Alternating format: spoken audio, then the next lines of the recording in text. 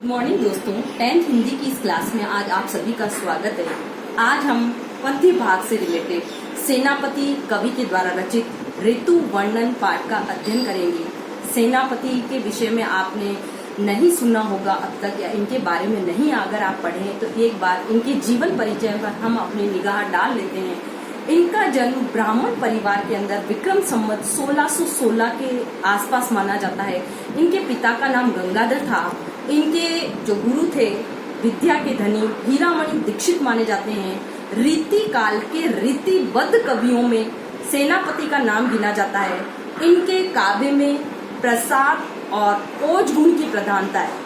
इनका जो ऋतु वर्णन है हिंदी साहित्य के अंदर बड़ा ही अनुपम और अनूठा माना जाता है। इनके काव्य की जो भाषा है शुद्ध, परिष्कृत और परिमार्जित है। श्लेष अलंकार का सुंदर प्रयोग इनके काव्य में हमें देखने को मिलता है। श्लेष का अर्थ होता है चिपका हुआ, अर्थात इन्होंने अपने जो पद्य भाग रचित किए हैं उनके अंदर एक ही पद से हम दो दो अर्थ निकाल सकते हैं। श्लेष का मतलब क्या होता है? चिपका हुआ। जब एक ही चीज से दो अर्थ निकाले जाते हैं तो वहाँ श्लेष अलंकार प्रयुक्त माना जाता है। अभी आपने इस पाठ के अंदर भी एक पद आएगा, उसके अंदर ग्रीष्म और वर्षा ऋतु को एक ही पद के माध्यम से कवि ने बड़ी सुंदरता के साथ चित्रित किया है। प्रकृति के विभिन्न उपादानों और लक्षणों का सहारा लेते हुए ऋतुओं को मानवीकृत करने का प्रयास सेनापति ने अपने काव्य के माध्यम से किया है। इनके काव्य की भाषा जो है परिष्कृत, परिमार्जित शैली का बड़ा ही प्रभावपूर्ण प्रयोग इनका देखने को मिलता है। मुख्य रूप से इन्होंने ब्रज भाषा का प्रयोग किया है। इनके द्वारा जो रचनाएं लिखी गई है उनमें काव्य कल्पद्रुम और कवित्र रत्नाकर का नाम विशेष रूप से उल्लेखनीय है।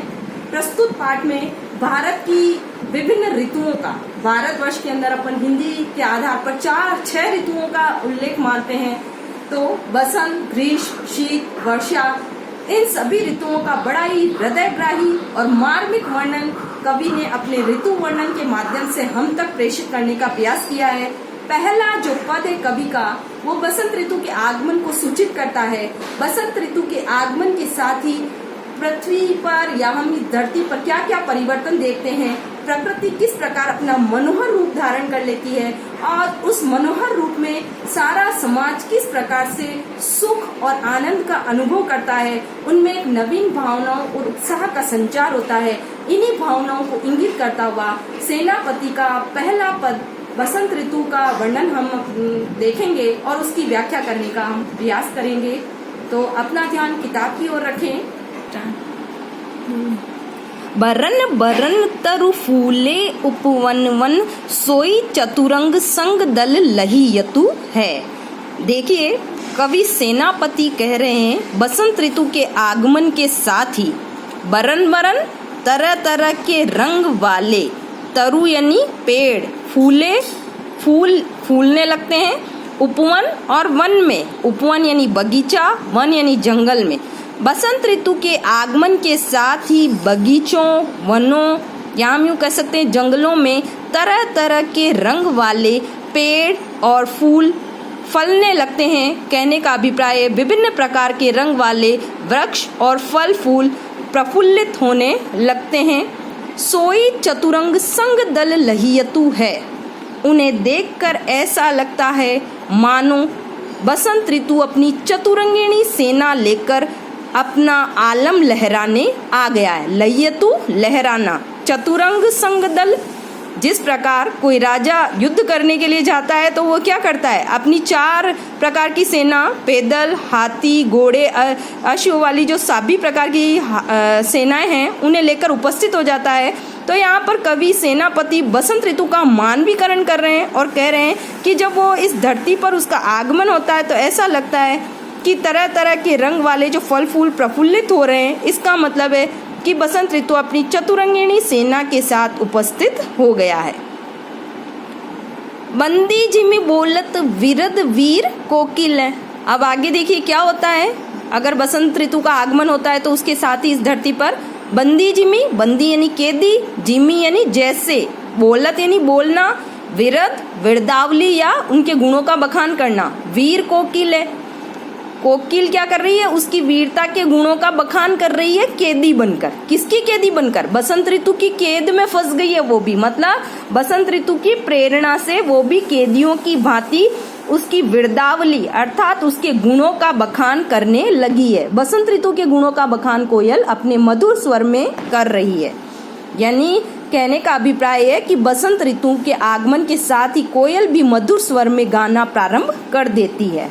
आगे देखिए, गुंजत मधुप गान गुण गहीयतु है। गुंजत गुंजायमान होना, मधुर यानी मीठे स्वर में गाना गाने लगता है। कौन? गान गुण गहीयतु है। मधुप यानी क्या होता है? भंवरा। भंवरा भी बसंत ऋतु के आगमन के साथ ही मधुर स्वर में गाना गाने लगता है। कोयल मधुर स्वर में बसंत ऋतु के गुणों का बखान करने लगती है। भंवरे इधर उधर फूलों पर मंडराने लगते हैं, तो उन्हें देखकर ऐसा लगता है कि वो मधुर स्वर में गाना गुनगुना रहे हैं। आवे आस पास पुहुपन की सुबास सोई। जैसे ही बसंत ऋतु का आगमन होता है वैसे ही क्या होता है? आवे आसपास, हमें अपने आसपास के वातावरण में पुहुपन यानी फूल की सुबास, सुबास यानी सुंदर सुगंधित खुशबू। खुशबू को हम क्या बोलते हैं? बदबू भी होती है, खुशबू भी होती है। तो बसंत ऋतु के आगमन के साथ ही फूलों की जो सुगंधित खुशबू है वो हमारे वातावरण के अंदर फैल जाती है। कहने का अभिप्राय है उस ऋतु के आगमन के साथ ही विभिन्न फूल अपनी सुगंधित खुशबू से चारों ओर का वातावरण मनोरम बना देते हैं।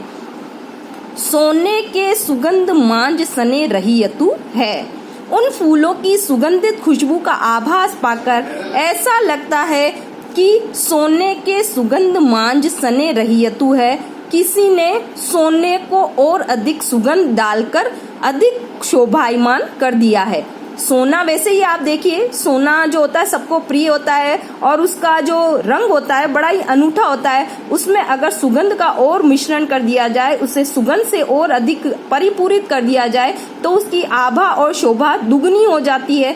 तो कह रहे हैं कि बसंत ऋतु के आगमन के साथ ही जब फूल अपनी खुशबू फैलाने लगते हैं तो ऐसा लगता है कि सरसों के फूलों की सुगंध चारों ओर अधिक फैल रही है। शोभा को समाज सेनापति सुख साज आज। कवि कह रहे हैं, देखिए बसंत ऋतु के आगमन के साथ ही चारों ओर का जो समाज है वो सुंदर शोभा से युक्त हो जाता है। यानी चारों ओर का वातावरण मनोरम हो जाता है। नए नए पेड़ पौधे पुष्प प्रफुल्लित होते हुए व्यक्तियों में नवीन भावनाओं का संचार करने लगते हैं।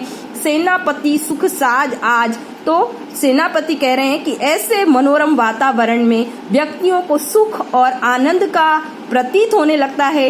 नवीन भावनाएं उनमें संचरित होने लगती है, तो कुछ नया करने की उनके मन में भावनाएं जागृत होती है। सारा समाज इस सुख से आनंद की प्राप्ति करता है। आवत बसंत ऋतु राज कहीयतु है। कवि कह रहे हैं कि बसंत ऋतु के आगमन के साथ ही प्रकृति के अंदर मनोरम वातावरण छा जाता है। वास्तव में बसंत तो ऋतुओं का राजा कहलाने योग्य है। हम बसंत को क्या कहते हैं?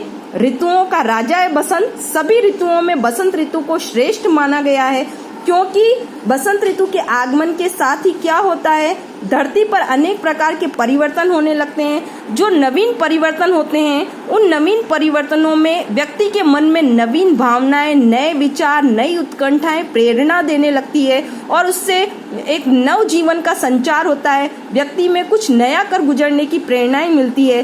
तो बसंत ऋतु का सुंदर उपादानों के साथ मानवीकरण करते हुए कवि सेनापति ने ये बताया है कि बसंत ऋतु के आगमन के साथ ही धरती पर क्या परिवर्तन होते हैं। विभिन्न प्रकार के फल फूल वृक्ष आदि धरती पर लहराने लगते हैं, जिन्हें देखकर ऐसा लगता है कि चतुरंगिणी सेना के साथ उसका आगमन हो गया है। कोयल और भंवरे मधुर स्वर में अपना गान सुनाने लगते हैं। जो पुष्प है वो अपनी सुगंधित खुशबू से चारों ओर का वातावरण मनोरम कर देते हैं और उस मनोरम वातावरण में जो समाज के लोग हैं वो सुख और आनंद की प्राप्ति करने लगते हैं। तो ऐसी मनोरम ऋतु को वास्तव में ऋतुओं का राजा कहे हम तो इसमें हमें कोई आपत्ति नहीं होगी। वास्तव में बसंत ऋतुओं का राजा है और उसके आगमन के साथ ही हमें धरती पर अनेक प्रकार के नवीन भावनाएं और नवीन उत्कंठा वाले विचार और भावनाएं प्रेषित करने के लिए वातावरण भी प्रेरित करता है, ताकि हम कुछ नया कर जाएं और इस दुनिया के अंदर इस मनोरम वातावरण में अपना जो नए विचार है वो अपना नए विचारों के द्वारा हम कुछ नया काम करने की प्रेरणा ग्रहण कर सके। धन्यवाद।